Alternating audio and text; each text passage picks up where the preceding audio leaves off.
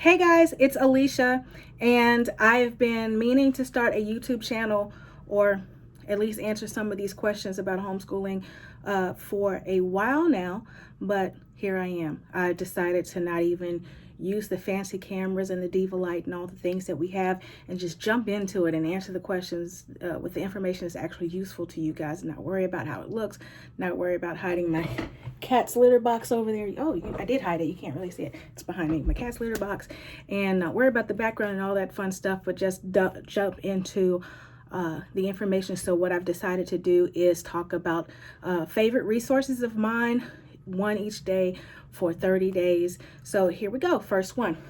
Number one, the Draw Geography series by Kristin Draeger. I'm going to answer 3 questions for each of these. That's one, what is the resource? How do we incorporate it in our homeschool? If you don't know, I've been a homeschooling mom for over a decade now.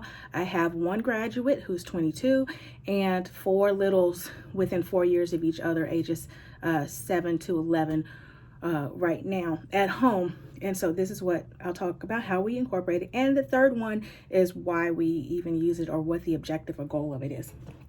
So first one is the Draw Geography series. These are by Kristin Draeger, which I believe she's a homeschool mom as well, and she published these. I got these on Amazon, and they come in different so here's Draw Europe, Draw the USA, Canada and Greenland. We have 2 of those because I have 4 kids and sometimes they fight over it. Asia 1, because Asia is huge.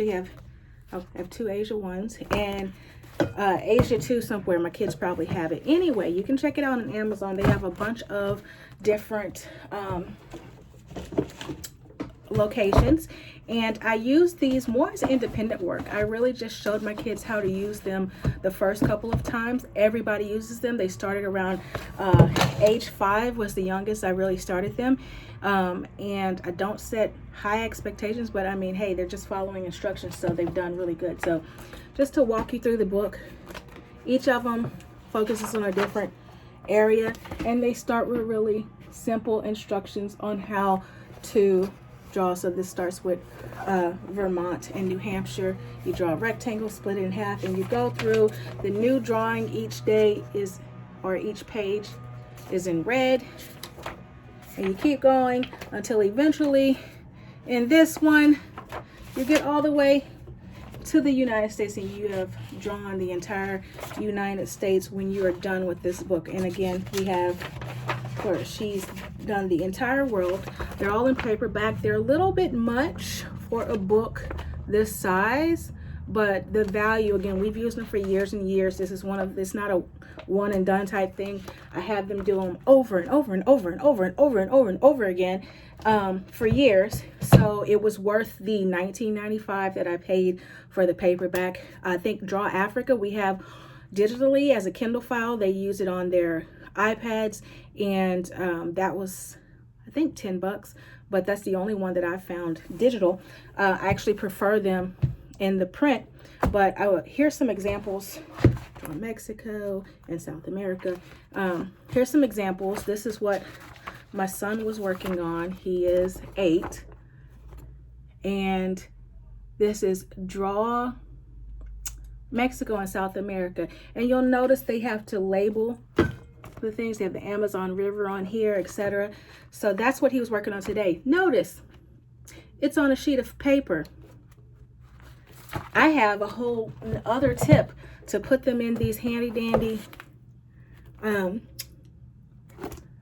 journals that I got from Michael's for $5. That's what would happen. But if you have ever had children, you know that things don't always work out. And for some reason, my 8-year-old took it upon himself, which I applaud, to complete it on a loose leaf sheet of paper. He must have misplaced his journal for today because I didn't see it either.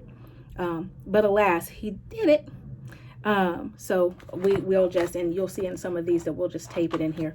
Anywho, here's some other examples. Again, I bought these books from Michael's for $5 with the coupon or whatever, or on sale.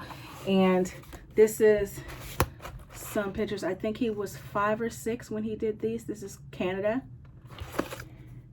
and United States. Notice I don't care that Florida has an extra large panhandle. It is getting a general idea of the geography of these places. Here, this one is my oldest, who's 11. She did this in June, so she did this when she was 11. This is Europe, and you notice they label, you get an idea. Here's the Ural Mountains, good stuff. And I'm going to show you a couple more examples. To Draw Africa.